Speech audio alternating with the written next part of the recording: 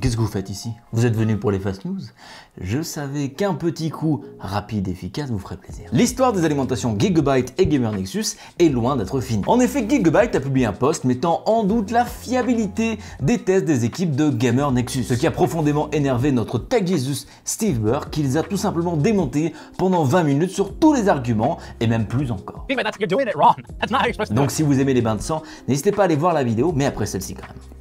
Peu de respect. La vidéo représente quand même des tests qui sont étalés sur plusieurs mois, sur pas mal d'unités et surtout avec un rapport détaillé de la mort de chaque alimentation. Et dont certaines sont mortes dans des cas d'utilisation assez normales et très rapides. Donc aller splitter sur ce terrain-là avec GN, c'est pas forcément une très bonne idée, surtout quand on est potentiellement en tort. MSI s'y sont frottés il y a quelques temps et ils en sont clairement pas ressortis gagnants. On espère en tout cas une autre réaction de l'entreprise dans le futur pour éviter de passer pour les gros de la tech. Après, Gigabyte a peut-être commencé pour se protéger à monter un firewall avec les alimentations P750GM et P850GM afin de se protéger de Gamer Nexus. Quelqu'un avec une chevelure longue et un t-shirt GN, vite!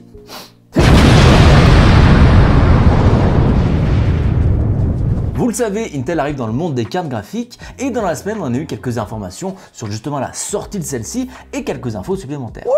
Ces GPU Xi HPG seront regroupés sous la bannière Intel Arc, avec un C et non un K comme un peu le repository des informations processeurs de Intel. Ces cartes graphiques sont normalement disponibles le premier trimestre de 2022 et seront gravées chez TSMC avec leur nœud 6 nanomètres. On espère quand même qu'ils auront assez de lignes chez TSMC pour avoir un stock à peu près décent. En tout cas, Intel est visiblement fan du gaming et du RPG en particulier, vu le nom qu'il donne à ces lignées de cartes graphiques, qui correspondent plutôt à des classes de RPG. La génération DG2 va être appelée Alchemist, ensuite Battle Mage, ensuite Celestial et enfin Druid. Par contre, il y a quelque chose qui me chagrine ici, c'est que où sont les classes corps à corps? Parce qu'il n'y en a pas pour tout le monde. Ils ont aussi montré quelques images de ce que sont capables de faire leurs GPU. Par contre, c'était une vidéo en 1440p maximum, à 30 fps, et parfois le gameplay laguait un petit peu. Donc bon, ça fait un petit peu peur, mais ça peut être quand même lié à l'encodage ou encore la sortie à l'explore de la vidéo qui n'a pas pris forcément les bonnes frames. Ça veut pas dire grand chose du coup, mais ça rassure pas non plus. Ils ont aussi fait passer le message comme quoi eux aussi ils allaient avoir leur algorithme d'upscaling basé sur l'intelligence artificielle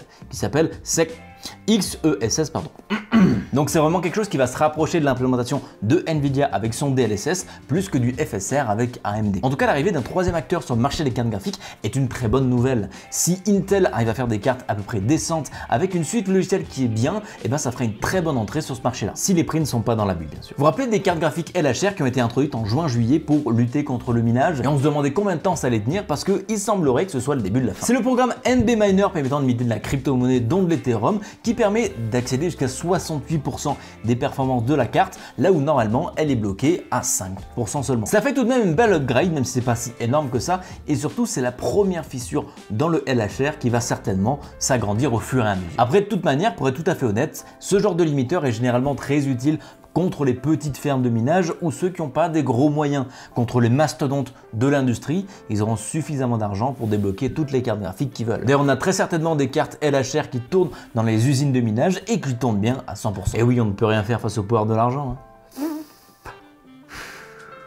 Mais si on se concentre sur le positif, ça a quand même duré plus de 2 mois, ce qui est bien meilleur que la première performance où en quelques jours, les 3060 pouvaient miner à 100%. Mais bon, c'était inévitable, un petit peu comme dans la cybersécurité, on a beau faire les choses les plus sécurisées possibles, il y aura toujours quelqu'un qui trouvera le moyen de passer au travers tout ça. Les prochaines puces de serveurs AMD sous le codename Genova ont récemment leaké. Et ça viendrait visiblement du hack trouvé sur les serveurs de Gigabyte. Le monstre de processeur dans sa plus grosse version aurait jusqu'à 96 cœurs, ce qui fait 192 threads au total. Ce qui est plutôt hors du commun. On a plus l'habitude dans ce secteur-là de voir des puces jusqu'à 64 cœurs. Mais par contre, rassurez-vous, pas de magie bizarre derrière tout ça. Ils ont simplement rajouté 4 CCD permettant du coup d'avoir 32 cœurs supplémentaires au niveau du processeur. Pour le reste des specs, c'est quand même 12 channels de mémoire comparé à 8 avant et en plus en DDR5.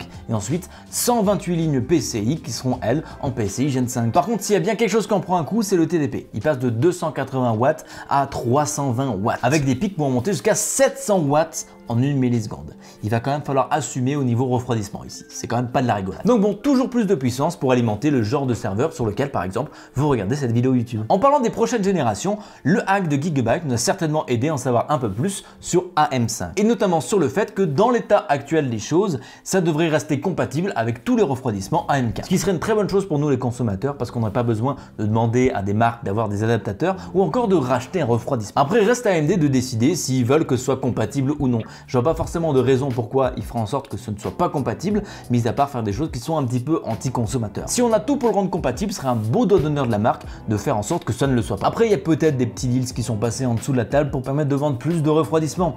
Ça, on sait pas et ne sous-estimons pas le pouvoir de l'argent. En tout cas, si jamais c'est le cas, j'espère que toutes les marques réagiront un petit peu comme Noctua qui offre gratuitement le kit d'upgrade pour le LGA 1700. Après, c'est si seulement vous avez déjà un refroidissement de la marque. Il n'y aurait pas d'intérêt à prendre un kit de compatibilité si jamais vous n'avez pas le refroidissement compatible. Le film iRobot est peut-être plus proche dans le temps que ce que nous pensions. Boston Dynamics a récemment publié une vidéo de leur robot bipède Atlas faisant tout simplement du parcours. Ils ont peut-être pour l'instant que l'agilité d'un enfant de 5 ans, mais imaginez-vous dans quelques années quand vous courseront à travers la ville à 30 km/h pour vous dévorer et voler votre passe Navigo. Et on va tout de suite organiser une résistance sous terre parce que c'est quand même beaucoup plus classe. En attendant, continuons à regarder innocemment ces petites vidéos de robots sur Twitter ou sur Facebook pour les plus ringards d'entre nous. Si on pouvait résumer la vidéo en une phrase, Gigabyte est un petit peu en train d'exploser, tout comme le font leur alimentation. Enfin, que certains modèles. En tout cas, on leur souhaite de tout cœur de bien se reprendre, de prendre les bonnes décisions suite aux altercations et aux problèmes de sécurité qui sont. Sinon, pour le conseil du jour, si vous avez la flemme de faire le ménage, n'hésitez pas à brûler votre logement.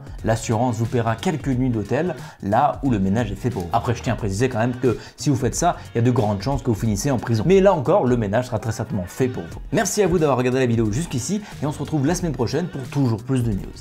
Ciao!